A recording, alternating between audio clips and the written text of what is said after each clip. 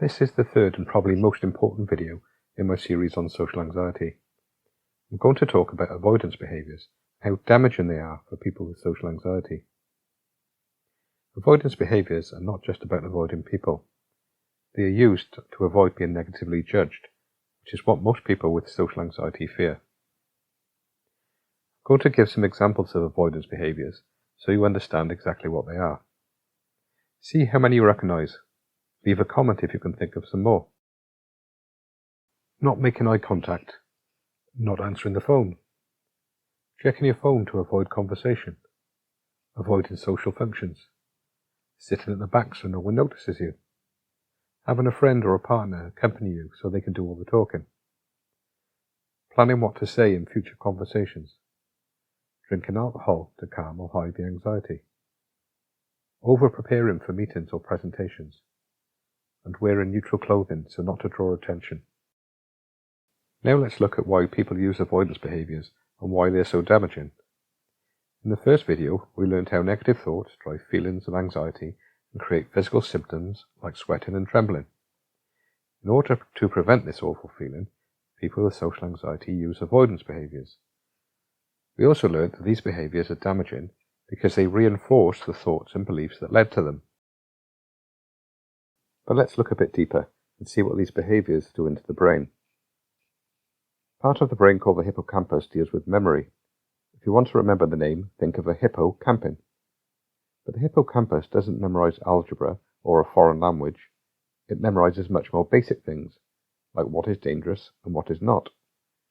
Humans avoid lions, so our hippocampus has learned that they are dangerous, and if confronted by one, it notifies a part of the brain called the amygdala to increase the heart rate so that you can run or fight against the danger.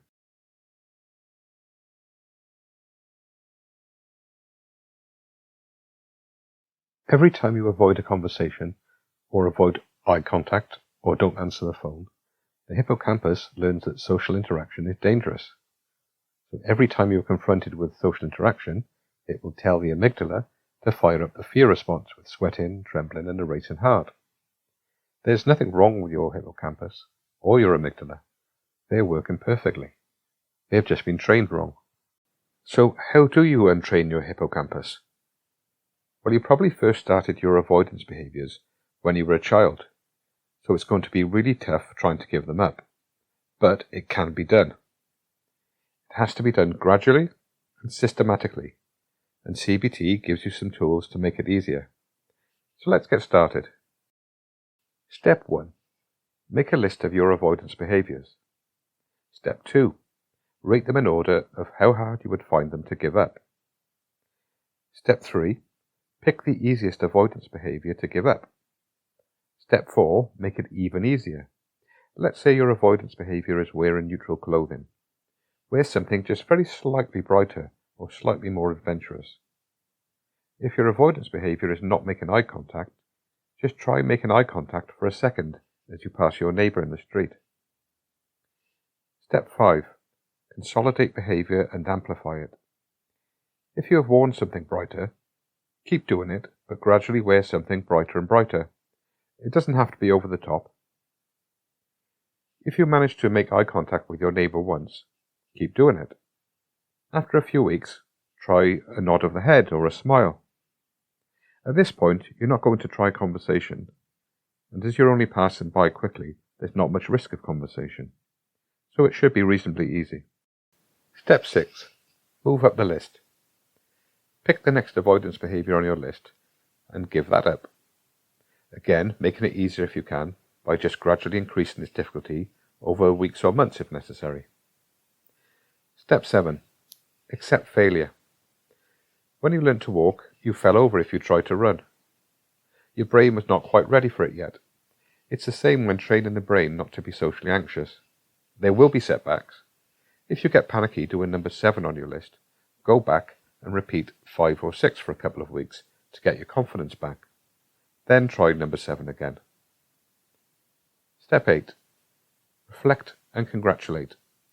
As you progress up your list, look back and remember how hard the first ones used to be and how natural they are now. Congratulate yourself. It will help you deal with the more difficult ones to come. Step 9. Stop when life feels comfortable. I don't mean stop and go back to your avoidance behaviours. I mean, don't set unrealistic targets. If the top of your list was being able to give a speech to 10,000 people and have them all laughing and admiring you, unless you're a gifted comedian, it's probably unrealistic, and it's probably the sort of maladaptive belief that caused the anxiety in the first place. As I said, this is a very difficult process, so you need some tools and techniques to help you. When you're worried about dropping a safety behaviour, you'll get negative thoughts, which may persuade you not to try it. Use the technique I gave you in the second video of this series, the one I called Putting Your Thoughts on Trial. Fill in a thought record form using the links or templates in that video. The other technique I'm going to give you is the behavioural experiment. This is the most powerful part of cognitive behavioural therapy because it can change the very beliefs that are driving your social anxiety. Behavioural experiments can leave you feeling more invigorated and more confident. But there's no time left in this video, so behavioural experiments will be the next and final video in this series. So make sure you subscribe, and please also like and share so that the many people who suffer from social anxiety can benefit from this knowledge. Remember, the key to beating anxiety disorders is knowledge. Let's share that knowledge.